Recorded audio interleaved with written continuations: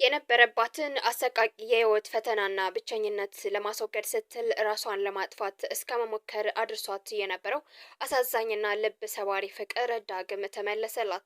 ከሳምንታት በፊት ከፍቅር ጓደኛዋ ጋር ድንገት በተፈጠረ ችግር ራሷን ለማጥፋት እስከ መሞከር የደረሰችውና የወለደችውንም ልጅ ለማሳደግ ከኢትዮጵያውያን እርዳታ ጠይቃ የነበረችው ድምፃዊ ቤተልሔምና የፍቅር ጓደኛዋ ሀብታሙ አለመግባባቱን በእርቅ ቋጭተውታል። ባለፈው ሳምንት በሰይፉ በኢቢኤስ ፕሮግራም ላይ ቀርባ ልብ የሚነካ የህይወት ታሪኳን ያሳለፈችው ወጣቷ ድምፃዊት ቤተልሔም ሰለሞን የብዙዎችን ትኩረት ስባ እንደነበርም ይታወቃል። ከአዲስ አበባ ዩኒቨርሲቲ በቲያትሪካል አርት ከተመረቀች በኋላ በድንገት አርግዛ በብቸኝነት ያሳለፈችው የህይወት ፈተና የነበረባትን ጥልቅ ጭንቀትና እስከ ራስ ማጥፋት ሀሳብ ደርሳ የነበረባትን አሰቃቂ ወቅት የብዙዎችን ልብ ነክሶ እንዲሁም ደግሞ አነጋጋሪ ጉዳይ ሆኖም ነበር። በወቅቱ የልጇ አባት ማን ነው በሚል በሶሻል ሚዲያ ላይ በርካታ መላምቶችና ስሞች ሲነሱ የነበረ ቢሆንም የልጇ አባት ሌላ ሳይሆን በፋና ላምሮት የአሸናፊዎች አሸናፊ በመሆን የሚታወቀው ድምፃዊ ሀብታሙ መሆኑም ይፋ ሆኗል። በዚህ ሳምንት በሰይፉ በኢቢኤስ መድረክ ላይም ቀርቦ ከቤት ጋር ፊት ለፊት ተገናኝቷል። ሀብታሙ በወቅቱ ርቆ የሄደው ከርቷት ወይንም ደግሞ አልፈልግሽም ብሎ ሳይሆን ከገባበት ከባድ የኑሮና የኢኮኖሚ ውጥረት በእዳ እንዲሁም ደግሞ በሙዚቃ ስራው ላይ ባጋጠመው መሰናክል ምክንያት እንደሆነም በግልጽ ተናግሯል። ለልጄና ለሷ የሚሆን ነገር ሳላዘጋጅ በባዶ እጄ ደውዬ ባባ ለማለት ይከብደኝ ነበር ሲል በወቅቱ ያሳለፈውን የስነ ልቦና ስቃይ አብራርቷል። ሀብታሙ ላደረሰው በደልና ለደረሰበት እንግልት በብዙሃን ፊት በጣም በድያታለሁ፣ ይቅርታ አድርጊልኝ ሲልም በቅንነት ነበር ይቅርታ ይጠይቃት። ቤቲም በወለደችበትና የሰው እርዳታ በምትፈልግበት ሰዓት አጠገቧ ባለመኖሩ በቅሬታ ተጎድታ የነበረ ቢሆንም አሁንም ውስጧ የነበረውን ፍቅር በግልጽ ይቅርታውን ተቀብላለች።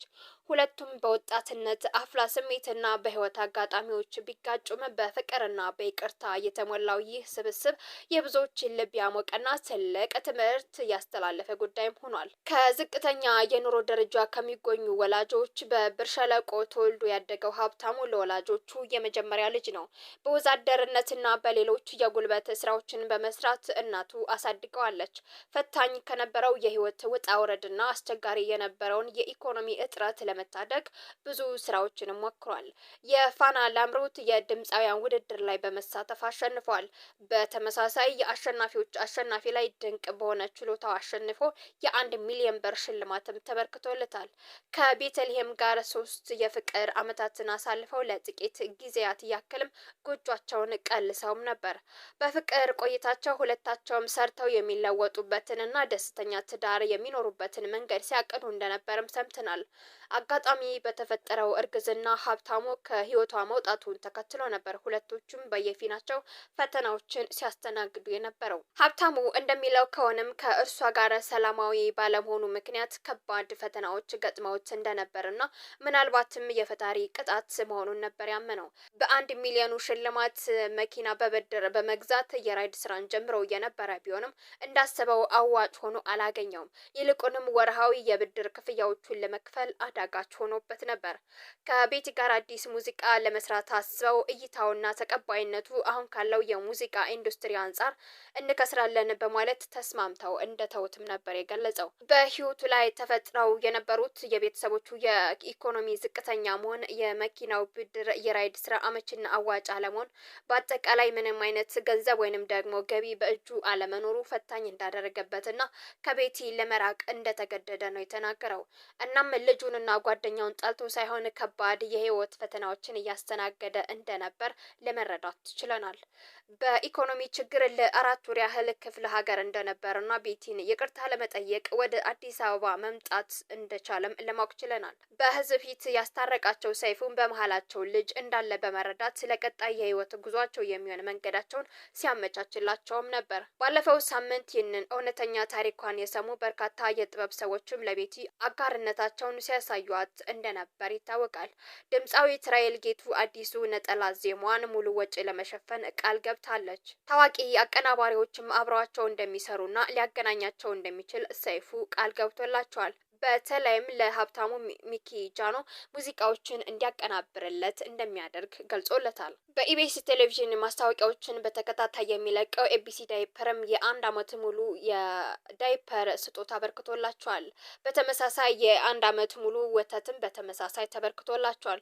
ሁለቶቹም የተናገሩት ብዙዎቹ ሰይፉ ሾው ላይ የሚቀመጡት ስኬታማ ከሆኑ በኋላ ያለፉትን መከራ ለማውራት እንደሆነ የተናገሩ ሲሆን እኛ ግን እድለኞች ነን፣ ከችግርና ከትግል ጀምረን መጣን፣ እስከ ስኬቱ አብረን እንጓዛለን፣ እናም ቀጣይ በጥሩ ስራዎች እንገናኛለን የሚሉ መልእክቶችን አስተላልፈዋል። በተለይም በሙዚቃው በኩል አቀናባሪዎችና ሌሎች የሚፈልጓቸውን ጉዳዮች ከጎናቸው ሆኖ እንደሚያግዛቸውም ነው ሰይፉ ቃል የገባላቸው። በማስታወቂያዎችና በሌሎች የሙያ ዘርፎች ላይ ሰዎች እንዲሁም ደግሞ ድርጅቶች በዚህ ወጣትነታቸው በማስታወቂያና በሌሎች የሙያ ዘርፎችም ሌሎች ሰዎችና ድርጅቶች በዚህ ወጣትነታቸው ስራዎችን እንዲያሰሯቸውም ጥሪ አስተላልፎላቸዋል። ብዙዎችን ልብ በሚነካ መልኩ አሳዝኖ የነበረው የቤቲ ታሪክ በሳምንታት ውስጥ ወደ ደስታ ተቀይሮላታል።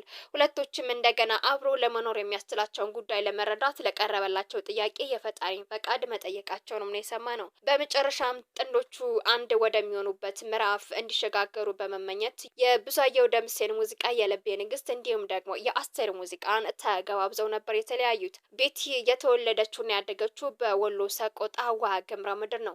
ወላጆቿ የተለያዩ በመሆናቸው እናቷ ጠላ በመሸጥና ጧት ጧት ደግሞ የቀን ስራ በመስራት ነበር ልጆቿን በከባድ ሁኔታ ውስጥ ያሳደገችው።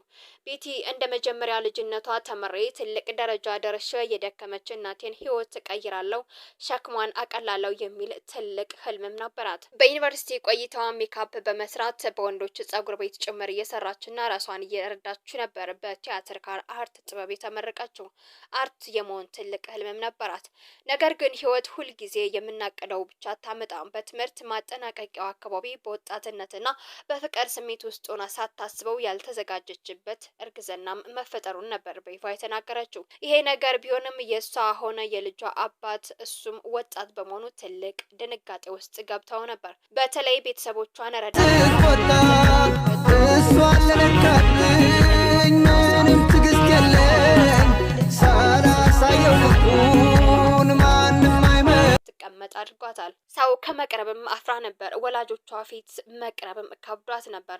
ውስጧ በፍርሃት በጭንቀትና በተስፋ መቁረጥ ሲሞላ እጅግ አስደንጋጭ የሆነን ውሳኔ ለማሳለፍ ቢላዋ ይዛ ራሷን ልታጠፋ የሞከረችበትን ያንን ጥቁር ሌሊት በሰይፉ ሾው ላይ ቀርባ ልብ በሚነካ መልኩ ባለፈው ሳምንት መናገሯም ይታወሳል።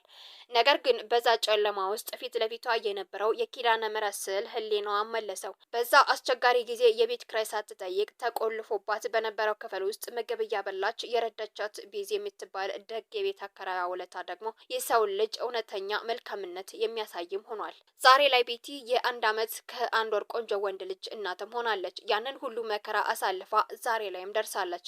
በቲክቶክ ላይ ያጋጠማትን እውነተኛ ስቃይና ውድቀት በግልጽ ስታወራ ብዙዎችም ተገርመዋል። በሀገራችን ስኬትን ብቻ ማውራት እንጂ ውድቀትንና ስህተትን አምኖ መናገር እምብዛም አልተለመደም። ቤቲ ግን የሰማይና የምድር ያህል ዋጋ የከፈለችበትን ህይወት ለሌሎች ወጣቶች ትልቅ መማሪያ እንዲሆን በግልጽ አቀርበዋለች። በመጨረሻም ስሜትን አለመቆጣጠር የሚያስከትለውን ከባድ ዋጋ ለሌሎች እህቶችም አሳይታለች።